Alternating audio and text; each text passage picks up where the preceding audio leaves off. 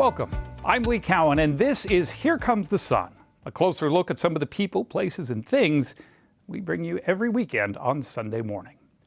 HBO's mega hit show Succession has followed siblings seeking the crown to their CEO father's empire over 4 seasons. And no one has really wanted the top job more than Kendall Roy, played to devious, desperate perfection by actor Jeremy Strong. But before booking that role, Strong was just another working actor. After earning a scholarship to Yale, Strong moved to New York, where he started auditioning, barely scraping by. I don't think I had anything in my fridge. I worked a lot of jobs, waiting tables, room service, shredding paper, anything. Most of his acting work came on the stage, off Broadway. There's inherent value in just doing good work. The feeling of, no one might see you do this play. You're making $50 a week, but you're swinging for the fences. Then came that play here at the Rattlestick. There was a casting director. She came to see me in this play, and that year I worked on Lincoln and Zero Dark 30 and Parkland after that, and everything changed. Later in the show, Jeremy Strong on if he'd continue playing Kendall Roy if there were a 5th season. If HBO was like, you know what, sorry, one more short season. The truth is, and I think Jesse felt the same way, for my character at least, that arc has come to a completion. In a supremely, almost historical, I feel a sense of having been given, it's like getting to play Michael Corleone or something. It's like getting to play one of the great, writing-wise, one of the great modern anti-heroes. Kendall is just a tragic hero, a kind of disaster in slow motion unfolding over 4 seasons, over 39 hours of story. Then Serena Altschul, with the history of a once humble work pant turned style icon, Levi's legendary 501 blue jeans.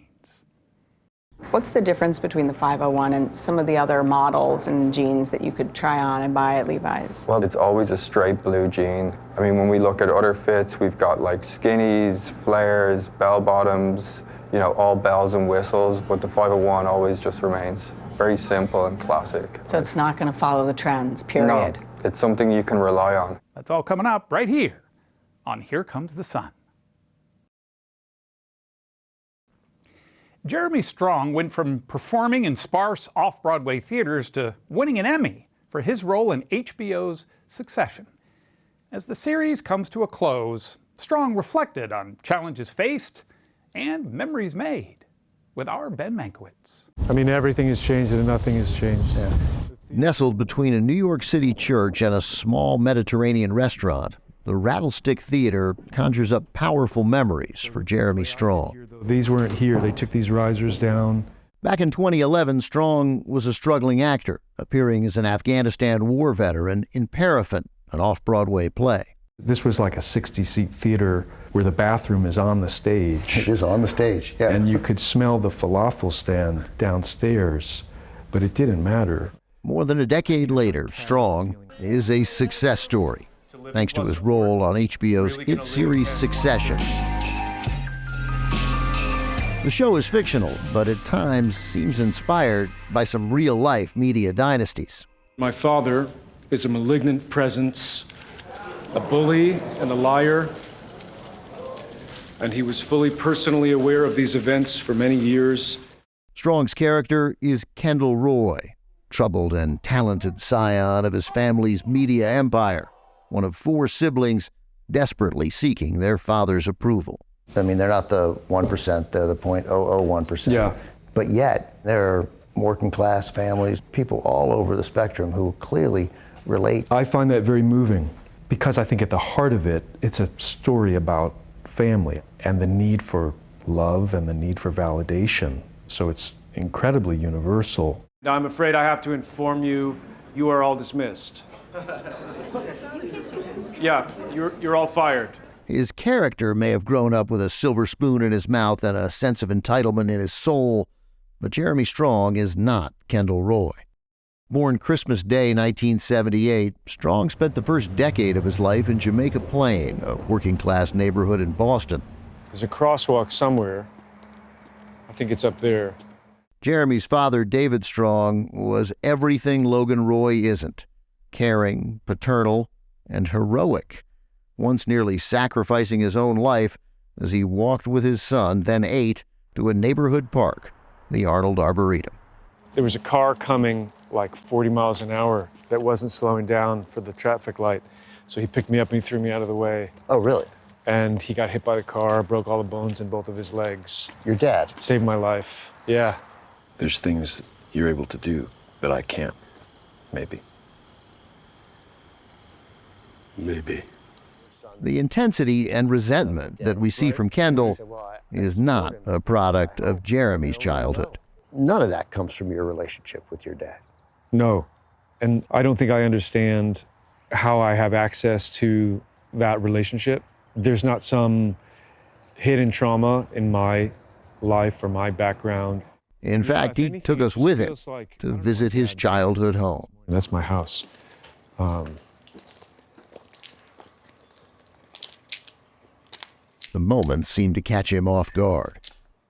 You haven't seen it in 20 years. It just feels big feelings coming back here.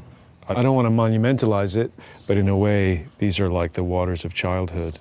At around 5, Strong started acting in community theater. In high school, he got jobs on local movie sets, learning from filmmakers he grew up idolizing. I worked on The Crucible. I worked on Amistad. I remember Tony Hopkins, giving his speech. What are we to do with that embarrassing, annoying document? As John Quincy Adams, and it was incredible. It was incredible.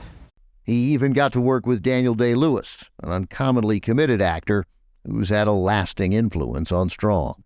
I'm a student, I think eternally, really, and you're trying to absorb visceral clues from anywhere you can. After earning a scholarship to Yale, Strong moved to New York, where he started auditioning, barely scraping by. I don't think I had anything in my fridge. I worked a lot of jobs, waiting tables, room service, shredding paper, anything. Most of his acting work came on the stage, off Broadway. There's inherent value in just doing good work. The feeling of, no one might see you do this play. You're making $50 a week, but you're swinging for the fences. Then came that play here at the Rattlestick. There was a casting director. She came to see me in this play, and that year I worked on Lincoln and Zero Dark 30 and Parkland after that, and everything changed. So you're offering us a chance to short this pile of blocks? More movie work followed before that big break in 2016, being cast as Kendall Roy, which has earned him an Emmy for Outstanding Lead Actor. Action that, but soft, no prints. The critical praise is due in part to his hyper-focused approach to finding his character's emotional reserves. I killed a kid.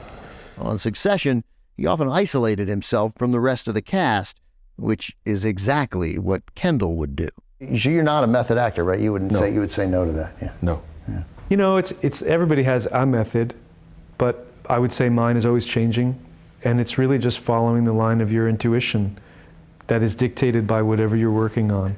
Is there a risk in that level of commitment to you personally?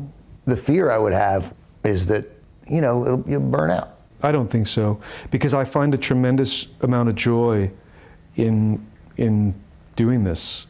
A bit of that joy, however, has been tempered. There's been criticism fueled by a 2021 headline-making profile in The New Yorker that Strong's process can go too far. Did it make you sad? Sure. Yeah. He'd prefer not to discuss the article, but to his credit, he answered every question we asked. It made me feel foolish to be presented in a certain light. Do I regret it?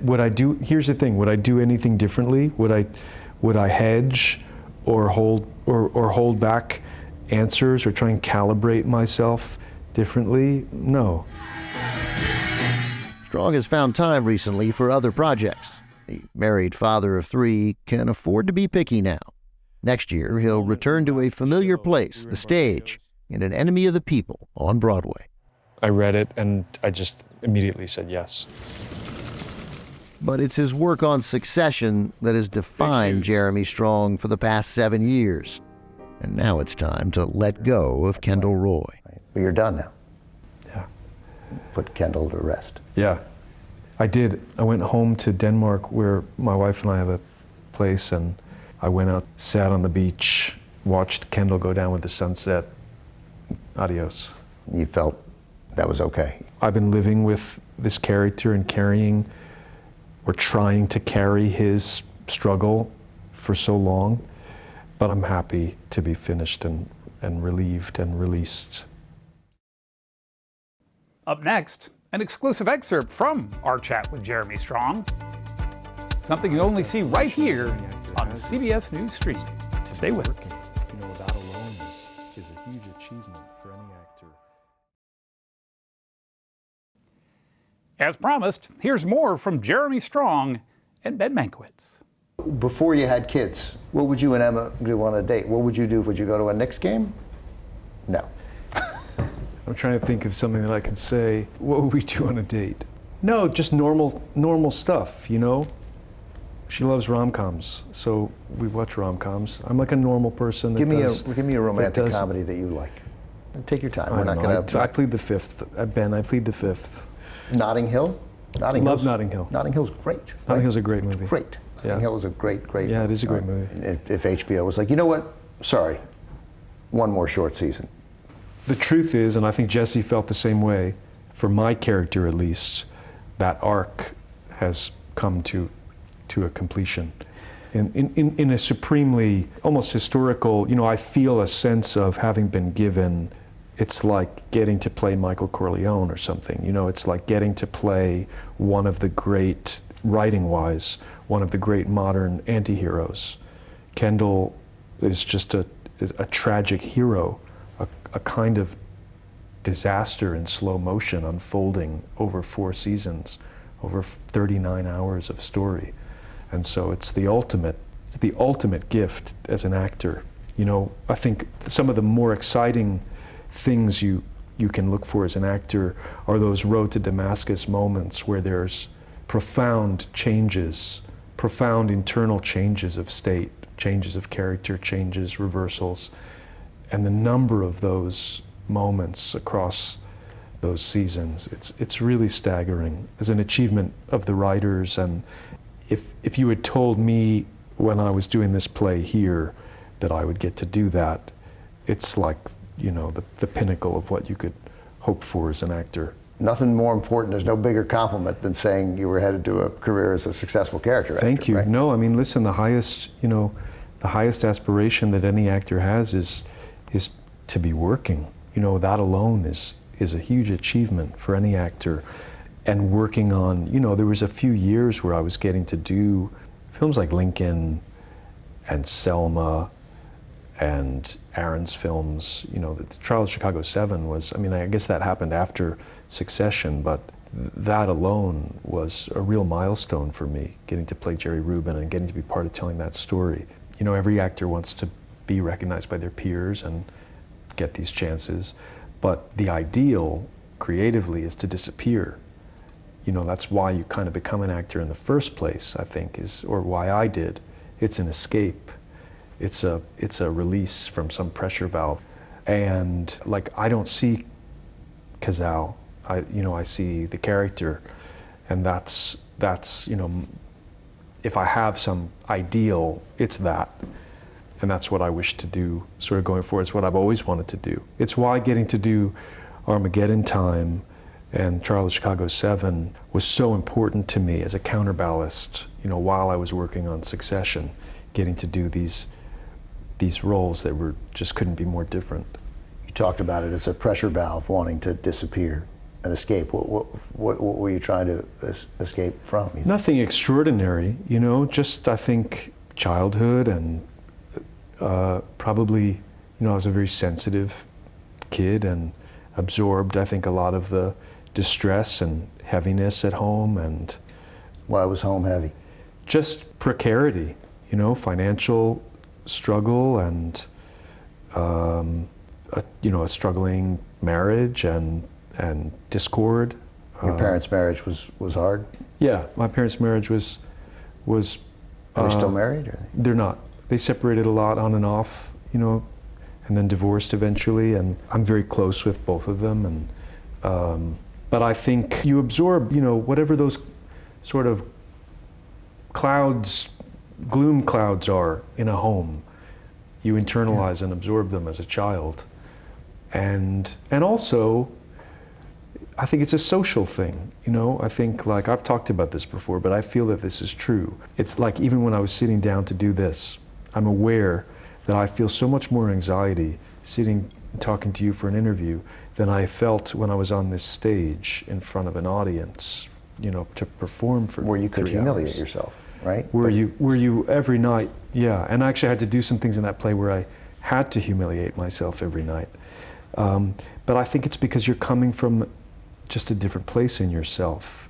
One is your social self, and one is your creative self. And so a lot of the work of the actor, for me, is to sort of disrobe your social self and peel all that away and come from that other column and that sort of purer place. And as a kid, I felt a sense of freedom that I just didn't feel socially when I was doing plays. It was like this just sort of abracadabra.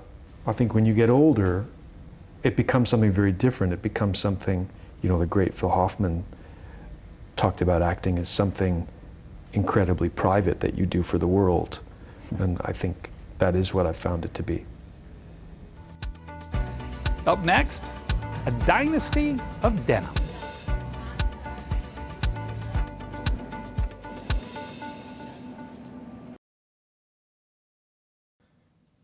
Welcome back. Levi's jeans got their name from founder Levi Strauss way back in 1853. Over the years, they produced many popular garments, but none more iconic than the original Levi's 501 blue jeans. Serena Altschul visits the Levi's factory to celebrate 150 years of the perfect pant. So all kinds of experiments are happening here. At the Eureka Innovation Lab in San Francisco, testing is underway. But you won't find a white coat in this laboratory. So this is where the magic happens with the laser. Oh, wow. Here, you're more likely to find a pair of jeans. Oh my God, it's on fire. I mean, Levi's, to me, is kind of the birth of cool. Protecting that cool is the mission of Levi's design director, Paul O'Neill. There's so much work in progress. He considers himself a custodian of the company's many legendary styles, But this is how it all began. including one superior fit. I mean, we tried to not to touch the 501 so much. Like from its beginnings in 1873 up until the late 1940s, all of the changes that happened were practical. This year, that iconic pair is celebrating 150 years. What's the difference between the 501 and some of the other models and jeans that you could try on and buy at Levi's? Well, it's always a straight blue jean. I mean, when we look at other fits, we've got like skinnies, flares, bell bottoms, you know, all bells and whistles, but the 501 always just remains very simple and classic. So it's not going to follow the trends, period. No, it's something you can rely on. Finding a reliable and durable pair of pants was the goal of businessman Levi Strauss and his tailor, Jacob Davis. This is an 1873 or 1874 model year. Levi's historian Tracy Panic says those trusty pants weren't possible until Davis added a rivet, creating the modern-day blue jean. He came up with the idea of adding a little bit of metal in the pockets where your hands are going in and out, and to stop them from ripping, you add a little bit of that metal, and it stopped that. But why the number 501? It's simply a lot number, a simple way to keep records. 501 is the best, top of the line. Top of the line, But the 501 was made for everyday blue-collar workers. At the time, they were called overalls because you'd pull them up over your clothes to have this protective outer garment. Nowadays, just about everyone has worn a pair of Levi's, from presidents to hippies to Hollywood. Isn't that cute? Hey, Johnny, what are you rebelling against? What do you got? They were even part of Steve Jobs' uniform. But we've got something unusual on his. Check out all the buttons. Yeah, that's amazing. Yeah. So he did that himself. He put in suspender buttons. Like, that's hilarious. Yeah. As for the most efficient way to break in a new pair of 501s, Paul O'Neill has the secret. You can sit in the bathtub in them. If you buy a pair of jeans that are the right size for you, but maybe a bit too long in the leg to allow the shrinkage, and if you sit in the tub, the jeans will mold to your body shape. So you'll truly get a unique pair of 501s. Tricks of the trade. I love it. Yeah.